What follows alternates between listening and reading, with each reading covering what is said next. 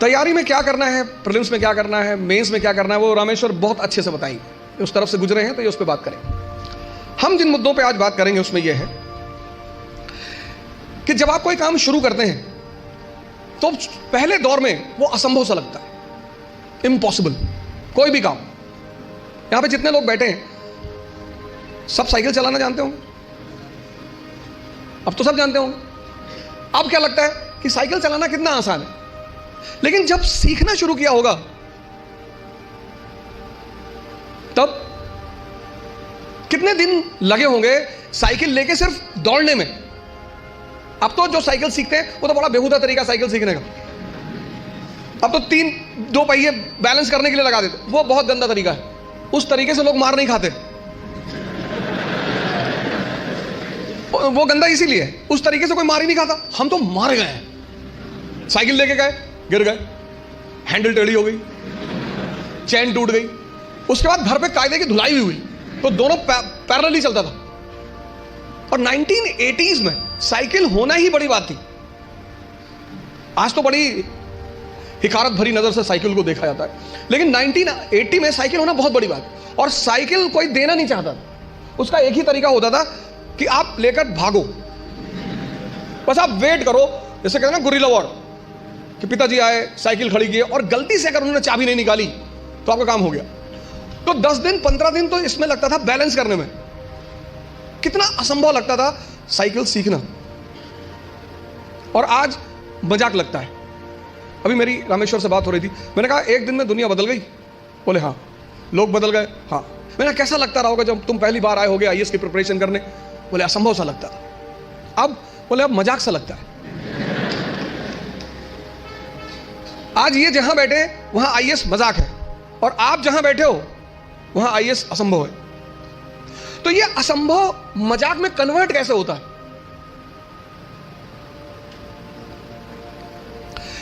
एक लड़के ने, उसकी गर्लफ्रेंड की शादी हो रही थी। अरे हो जाती है यार शादी इसमें इतना। तो उस लड़के ने अपनी गर्लफ्रेंड से कहा कि कुछ निशानी दे दो जिसको मैं जिंदगी भर अपने पास रखूं। तो उस लड़की ने अपनी एक जूती निकाली, दे दिया। लड़का उस जूती को लेके गया सुनार के पास, जो सोने वगैरह का काम करते सोनार, उनके पास गया। उसने कहा कि इस जूती को चांदी के फ्रेम में बना दो। सुनार ने कहा अच्छा, कल शाम को आके ले जाइएगा। दूसरे दिन लड़का गया तो सुनार ने उसको चांदी की फ्रेम में जूती को बना के एकदम बाकायदा ला के लड़के के सामने प्रेजेंट किया। उसने कहा साहब, लड़के से हाथ जोड़ा, कहा साहब। बोले हाँ। बोले ये किस पीर औलिया की जूती है? तो बोले ये किसी पीर औलिया की जूती नहीं है, ये मेरी गर्लफ्रेंड है, उसकी जूती। सुनार ने जूता निकाल के 3-4 जूता मारा। बदतमीज कहेंगे। लड़के ने क्या हुआ? कहा कल से मेरा पूरा खानदान इसको 20-20 बार चूमने जा रहा है कि किसी औलिया की जूती, औलिया की जूती, औलिया की जूती।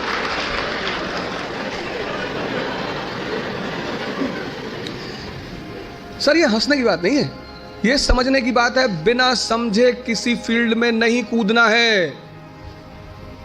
यहीं से तो शुरुआत है सेमिनार की, कि तुम जहां बैठे हो वहां आईएएस असंभव है, और रामेश्वर जहां बैठा है वहां आईएएस मजाक है। तो ये असंभव मजाक में कैसे बदले, कैसे तुम यहां आकर बैठो? उसका पहला सूत्र यही है कि जिस फील्ड में भी कूदना चाहते हो पहले उसको समझो,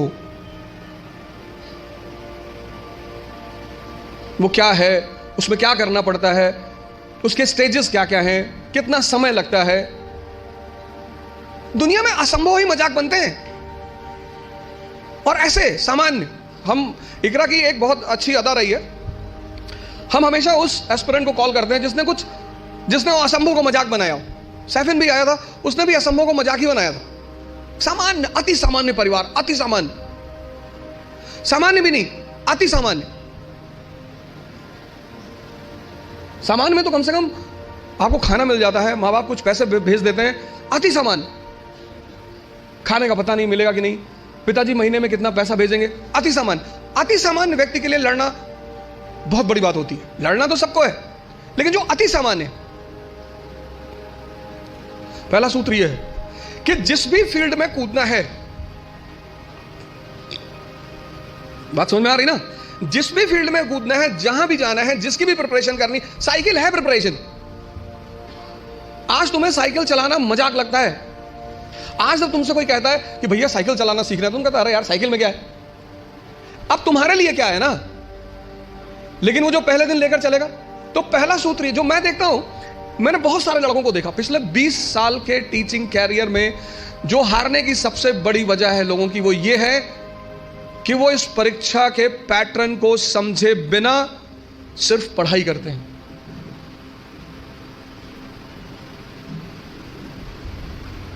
और हर चीज का एक तरीका है, और हर जगह कोई गुरु है। आपको भी किसी ने साइकिल चलाना सिखाया होगा, वहां भी कोई गुरु रहा होगा, उसने कहा होगा हैंडल बैलेंस कर, हैंडल बैलेंस कर, सीधे देखो, सीधे देखो। कहां किसको सीधे दिखाई पड़ता है? पैंडल में पैर रखो तो हैंडल घूम रही है, हैंडल संभालो तो पैंडल इधर जा रहा है, और सब संभाले तो खुद नीचे आ गए। पहला फॉर्मूला असंभव को मजाक बनाने का है कि जिस फील्ड में जाना है उसके पूरे पैटर्न का पहले अध्ययन करना है। तो पहला काम आप यही करो, समझो कि इस पर्टिकुलर एग्जामिनेशन की क्या आवश्यकता है। दूसरा, सेल्फ इंट्रोस्पेक्शन। आपकी क्षमता कितनी, आपकी ताकत कितनी, कम है बढ़ा लो। भाई पहले दिन जॉगिंग करने जाओगे तो 20 किलोमीटर करोगे, और 20 किलोमीटर कर लिए तो शाम को आईसीयू में मिलोगे। जब भी हम कोई काम शुरू करते हैं तो हमारा मन बड़ा एक्साइटमेंट में रहता है। जैसे बड़ी छोटा सा एग्जांपल है, जब हम स्कूल में थे और क्लास चेंज होती थी, ये 3rd से 4th में गए, तो जब 4th क्लास की किताबें आती थी नई नई, उस दिन पढ़ने का बड़ा मन करता था। फिर 10 दिन बाद जब वो किताबें पुरानी हो जाती थी तो वही किताबें देखने का मन नहीं करता था। ये मन का नेचर है, एक्साइटमेंट। नहीं बाइक घर में आई, खूब चलाए 3-4 दिन, बाद में देखने का मन ही नहीं किया। अपनी ताकत, क्षमता सबकी बराबर है, कोई कम यूज करता है, कोई ज्यादा यूज करता है। मेहनत करने से, सिर्फ पढ़ने से कुछ नहीं होता। अगर मेहनत करने से सब कुछ होता तो सबसे ज्यादा फायदा होता मजदूरों का।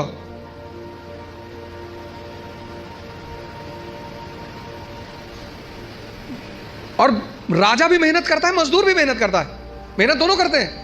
राजा की मेहनत छिप जाती है। क्यों छिप जाती है? क्योंकि वो फॉर्च्यूनर में चल रहा होता है, तो लोग उसकी मेहनत नहीं देख पाते, उसकी फॉर्च्यूनर देखते हैं, उसका कपड़ा देखते हैं, उसका घर देखते हैं, इसलिए राजा की मेहनत दिखाई नहीं पड़ती। लेकिन मजदूर की मेहनत दिखाई पड़ती है।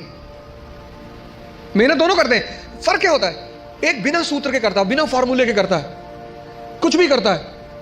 आज ये किताब खरीद लाया, कल वो किताब ले आएगा, फिर एनसीईआरटी ले आएगा, पढ़ा जा रहा है, पढ़ा जा रहा है। सदाशिव पेट में खड़ा है यवले चाय की दुकान पे,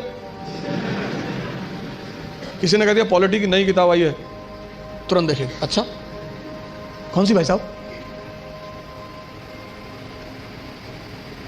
पता लड़कों ने बता दी कि ये किताब, गए बाजार से किताब लिया। मजदूर का अप्रोच नहीं है। मेहनत तो करना ही है, वो उस पर तो बात ही नहीं करनी। मेहनत तो करना ही नहीं, मेहनत पे तो सॉरी बात ही नहीं करनी। बात करनी है मेहनत के अप्रोच पे। क्षमता सबके पास है। ये 2 पेट हैं, मैं बार बार कहता हूं, एक पेट ये, एक ये। तो अगर ये 4 रोटी हजम करता है और पहले दिन तुमने इसे किसी दिन 15 रोटी दे दी, वॉमिटिंग शुरू।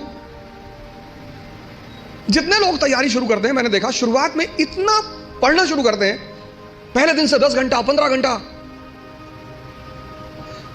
आराम से।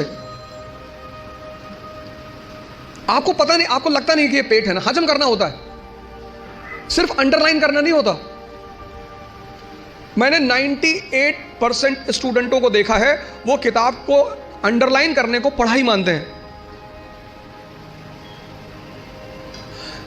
इस हॉल में कितने लोग हैं जो न्यूज़पेपर नहीं पढ़ते हैं? नहीं पढ़ते, नहीं पढ़ते। सारे लोग न्यूज़पेपर पढ़ते होंगे, 2-4 होंगे जो अभी नहीं पढ़ते होंगे, बाकी सारे लोग पढ़ते हैं ना, है ना? अभी जापान के एक नेता है शिंजो अबे, उनकी हत्या हुई। उनकी पॉलिटिकल पार्टी का क्या नाम है?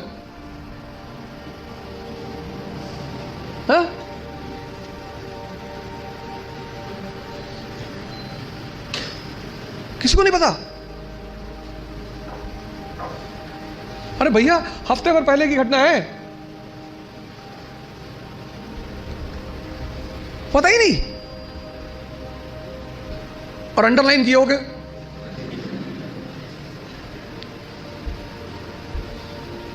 कितनी बड़ी, कितनी एक लाइव एग्जांपल देखो।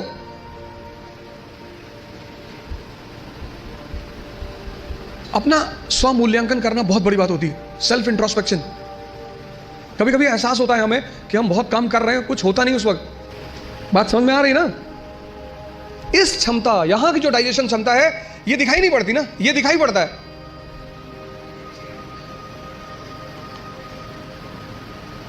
ये पेट दिखाई पड़ता है, ये पेट दिखाई नहीं पड़ता। अब ये क्षमता विकसित स्ट्रांग कैसे होगी? बड़ा प्यारा फॉर्मूला, सेकंड फॉर्मूला। क्षमता बढ़ानी है मन की हजम करने की, बहुत प्यारा, जो कि फिर 98% लोग नहीं करते। तुम बिना सोचे पढ़ सकते हो, तुम बिना सोचे पढ़ सकते हो, बिना सोचे लिख नहीं सकते। एक फॉर्मूला है 20 पेजेस पर डे। आप लिखिए। आप किसी भी कोचिंग जाते हैं, कहीं भी जाते हैं, कोई टॉपिक खत्म होता है, उस टॉपिक को आप कम से कम 5 बार लिखिए। आप पढ़ने की आदत छोड़िए, लिखना शुरू करिए। जितना आप लिखेंगे उतना सोचने की क्षमता या हजम करने की क्षमता डेवलप होगी। भाई पहले दिन जॉगिंग करने गए, 2 किलोमीटर गए, 5 दिन 6 दिन 2 किलोमीटर जाते रहे, फिर 10वें दिन 5 किलोमीटर, क्षमता बढ़ी ना? एक दिन में नहीं बढ़ेगी। यह दूसरा फॉर्मूला है।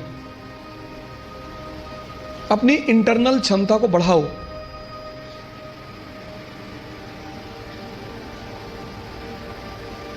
नहीं बात क्लियर हुई? हाँ, कितने लोगों को इस बात का वो रहता है, मुझसे बहुत सारे लोग मिलते हैं, सर हमें कुछ याद नहीं रहता। आपने हजम ही नहीं किया।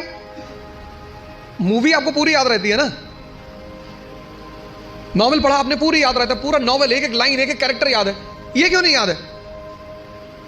क्योंकि आपने हजम करने की कोशिश नहीं की। ये दूसरा फॉर्मूला। अपनी इंटरनल कैपेसिटी को पहचानो, पहचानो। यही तो है सेल्फ इंट्रोस्पेक्शन। और अगर वो कम है, बढ़ा लो। 3 महीने, 90 दिन का कोर्स है ये। 3 महीने, 3 महीने अगर 20 पेजेस लिख ले गए तो तुम बिलीव नहीं करोगे कि तुम्हारे सोचने की क्षमता कितनी डेवलप हो जाएगी, हजम करने की क्षमता कितनी डेवलप हो जाएगी। ये दूसरी चीज, अपना मूल्यांकन, अपनी ताकत को समझना कि मेरा पोटेंशियल लेवल क्या है। क्लास खत्म हुई, आप घर गए, आप जो 2.5 घंटा पढ़ाया उसको रीराइट करने की कोशिश करो। संभावना है कि आप सिर्फ 30% लिख पाएंगे, शायद। कुछ लोग तो 10% भी नहीं रिकॉल कर पाते। तो पहला काम क्या करना है? एग्जामिनेशन पैटर्न को समझना है। ये क्या है, कैसे है, पहला चरण क्या है, सेकंड, दूसरा चरण क्या है, तीसरा चरण क्या है। दूसरा क्या करना है? सेल्फ इंट्रोस्पेक्शन करना है। सेल्फ इंट्रोस्पेक्शन करो। दूसरा काम, अपनी क्षमता को पहचानो। अगर कम है, अगर तुम 2 किलोमीटर सिर्फ वॉक कर सकते हो एक दिन में, कोई बात नहीं, उसको 25-30 किलोमीटर तक पहुंचाओ। इन सब लोगों ने यही किया, अपनी क्षमता को पहचाना, सेल्फ इंट्रोस्पेक्ट किया, उसमें को बढ़ाया। हम जब तैयारी करने आए थे, हमको कुछ नहीं आता था।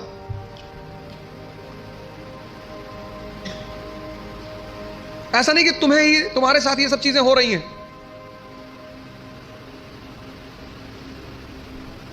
तो पहली बात, पहला काम क्या करना है? एग्जामिनेशन पैटर्न को समझना है। दूसरा काम क्या करना है? Self introspection. तीसरी बात, कहावत है हिंदी में, लकीर के फकीर। मतलब उनको एक ट्रैक पे रख दो, वो उस ट्रैक से कभी हटेंगे ही नहीं। उतना ही करेंगे जितना बताया जाएगा, उतना ही बोलेंगे जितना कहा जाएगा। जो जिंदा दिमाग है, जिंदा, वो अपने समय को, जैसे अगर आप आईएएस मेंस का पेपर देखें तो 1970s के जो क्वेश्चन थे वो अलग थे, 1990s के क्वेश्चन अलग हो गए, फिर 2000 के बाद क्वेश्चन बिल्कुल अलग हो गए, और आज तो जो मेंस का पैटर्न है क्वेश्चन पूछने का, वो तो एकदम पलट चुका है। अमेरिका का एक विद्वान था थॉमस जेफरसन, उसने कहा किसी भी संविधान को सिर्फ 19 साल चलना चाहिए। थॉमस जेफरसन, जब अमेरिका में संविधान लिखा जाने लगा तो उसने कहा किसी भी संविधान को सिर्फ 19 साल बस, क्योंकि 19 साल बाद बहुत सी चीजें बदल चुकी होंगी, तो जब चीजें बदल जाएंगी तो फिर संविधान लिखा जाएगा बदली हुई परिस्थिति के हिसाब से।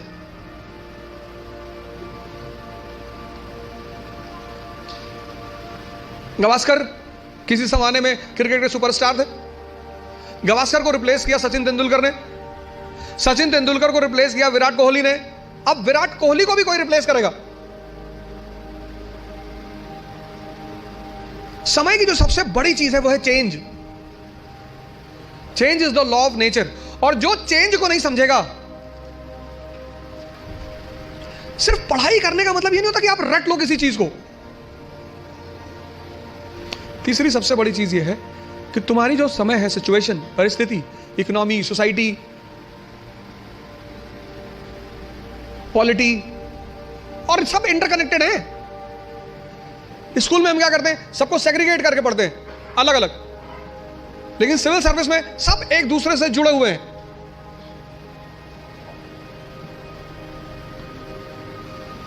तुम्हारी जो परिस्थिति है, तुम्हारा जो समय है, उसको देखना, उस पर गौर करना बहुत जरूरी है। अगर तुम अपने समय को नहीं, उस परिस्थिति को नहीं पहचानते। 17 का क्वेश्चन पेपर अलग था क्योंकि तब इकोनॉमी और सोसाइटी अलग थी। 80 का क्वेश्चन पेपर अलग था क्योंकि तब इकोनॉमी और सोसाइटी अलग थी। 91 के बाद तो ड्रास्टिक चेंज आया, एलपीजी, तुरंत यू टर्न मारा एग्जामिनेशन पेपर ने, और अब एकदम अलग परिस्थिति दुनिया में चल रही। पूरी दुनिया में, कहीं एक जगह नहीं चल रही है, पूरी दुनिया में।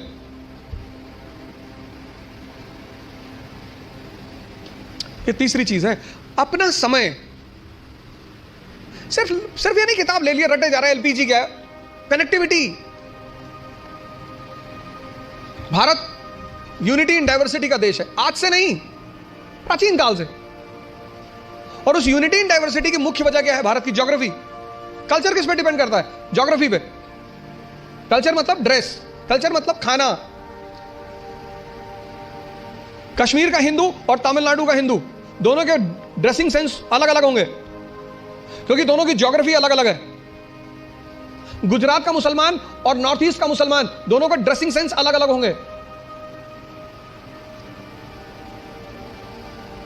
और खाना भी अलग अलग होगा। तो अशोक को, जैसे आज हिंदू मुस्लिम ईसाई के बीच तनाव है, ऐसे अशोक को बुद्ध, ब्राह्मण और जैनों के बीच तनाव का सामना करना पड़ा। और टेंशन चाहे फैमिली में हो या राष्ट्र में, विनाश करती है। जो तुम आज सिचुएशन देख रहे हो, ये सिचुएशन अशोक के सामने भी थी, तभी तो हम उसे द ग्रेट कहते हैं, जिसको समझ में आ रहा हो।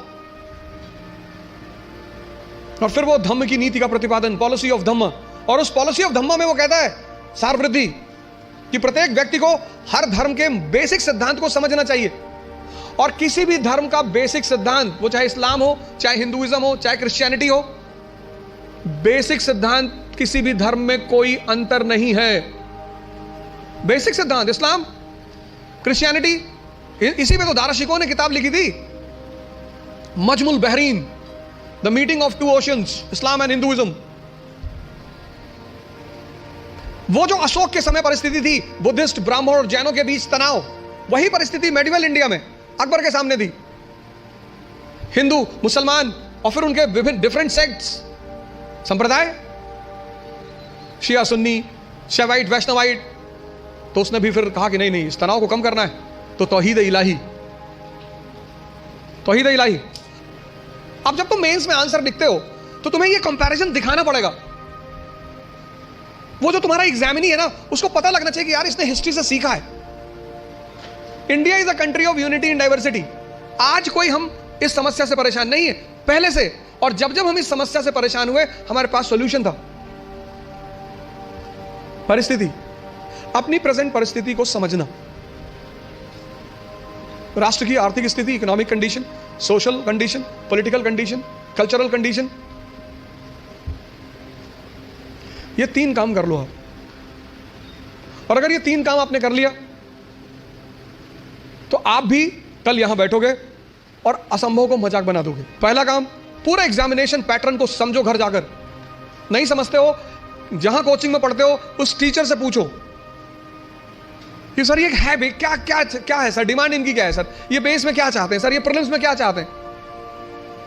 कितना पढ़ोगे यार? अगर तुम एक बार सिलेबस उठाकर देखो आईएएस का, तो सिर्फ सिलेबस देखकर ही तुम्हारी हालत खराब हो जाएगी। कोई तो फॉर्मूला होगा जो इन लोगों ने फॉलो किया होगा और प्रीलिम्स निकला। इस दुनिया में हर कोई भी आदमी ओमनीसिएंट नहीं है। अभी आप हमसे 4 क्वेश्चन पूछ लो, हो सकता है मैं ही जवाब ना दे पाऊं। दूसरा, सेल्फ इंट्रोस्पेक्शन करो, अपनी क्षमता को चेक करो। और तीसरा, अपनी परिस्थिति को समझो।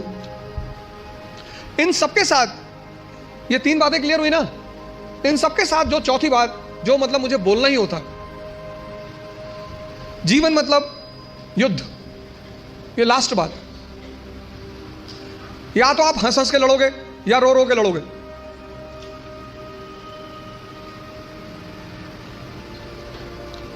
जीवन मतलब युद्ध। 2 लोगों के जीवन में कोई लड़ाई नहीं है। एक चपरासी के जीवन में, चपरासी, कुछ लोग मुझसे कहते हैं मुझे चैलेंजेस नहीं चाहिए लाइफ में। बहुत अच्छा, चपरासी बन जाओ। चपरासी का काम क्या है? साहब के ऑफिस के बाहर बैठा हुआ है, जो भी मिलने आया मीटिंग करा दी, वरना बैठे हुए, क्या फर्क पड़ता है। और वो भी चपरासी अगर ब्यूरोक्रेसी का है, जुडिशरी का है। भाई राजा से मिलने के लिए जो सबसे अहम आदमी होता है वो यही लोग होते हैं, यही इंफॉर्मेशन देते हैं। साहब कितने बजे आते हैं, साहब कितने बजे आते हैं, कहां जाते हैं, गोल्फ खेलने कहां जाते हैं।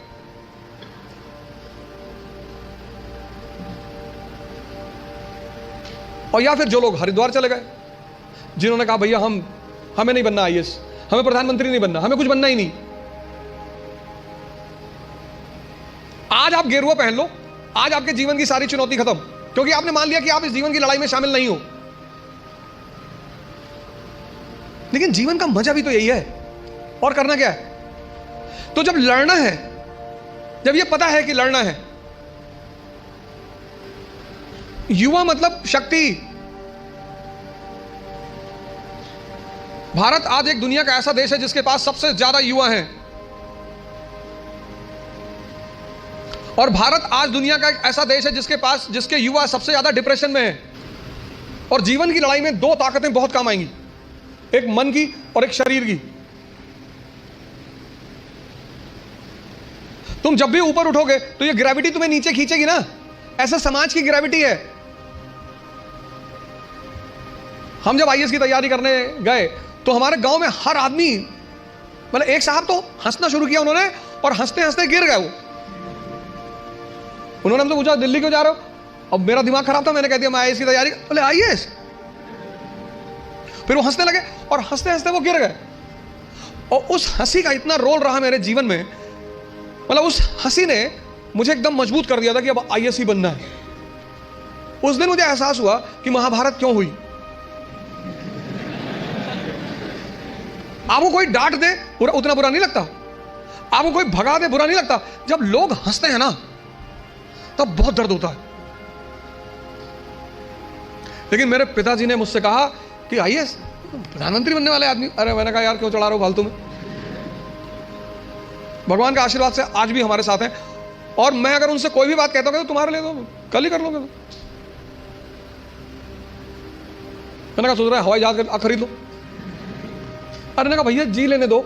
लेकिन उन्हीं की वजह से मतलब आज जहां भी मैं हूं उसमें सबसे ज्यादा योगदान मेरे पिताजी का है।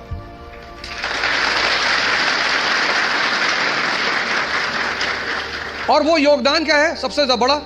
उन्होंने मुझे कभी निराश नहीं किया। हमेशा हर चीज में, अरे तुमसे क्यों नहीं होगा, तुम ही करोगे। तो मैं सब लोगों से यहां रिक्वेस्ट करूंगा कि आप योग और ध्यान से जरूर जुड़ें। ध्यान किसी धर्म का नहीं है, उस ध्यान पर किसी धर्म विशेष की मोनोपोली नहीं है। ध्यान का सीधा सा मतलब है अपने मन को समझना। आप में से बहुत सारे लोग हैं जो 10 घंटा पढ़ना चाहते हैं, लेकिन ये पढ़ने ही नहीं देता होगा। तुम्हारी जीत किस पर निर्भर करती है? अगर इससे तुम्हारी दोस्ती हो गई और तुम जो करना चाहते हो उसमें ये तुम्हें सपोर्ट करने लगा, या तुम उठे सुबह, तुमने डिसाइड किया कि आज मैं 4 घंटे पढ़ूंगा, और तुम्हारा मन तुम्हारे साथ बैठ गया और 8 घंटे बीत गए, तुम्हें पता ही नहीं चला, वही तो ब्लेसिंग है। और तुमने टारगेट बनाया कि 6 घंटे पढ़ूंगा, और 60 मिनट बाद तुम चाय पी रहे हो, बाहर खड़े हो गए। और चाय पी रहे हो तो बुरा नहीं कर रहे हो, चलो अच्छा कर रहे हो। तुम्हारा जो डिस्कशन है, तुम जब भी लोगों से बात करो, तुम ये गौर करो कि किस मुद्दे पे कर रहे हो। सुष्मिता सेन शादी कर रही है,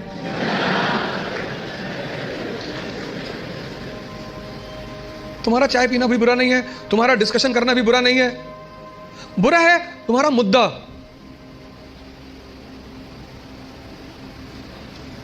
चलो बाहर निकल ही आए, बात कर रहे हो, कोई बात नहीं, तो किसी ऐसे मुद्दे को उठाओ जिससे, और डिबेट का मतलब झगड़ा नहीं, डिबेट का मतलब एक्सचेंज ऑफ इंफॉर्मेशन। पूरी जिंदगी तुम ये कभी नहीं कह पाओगे कि अब मुझे सब कुछ आता है, और जिस दिन तुमने ये कह दिया, किसी मेंटल हॉस्पिटल जरूर चले जाना।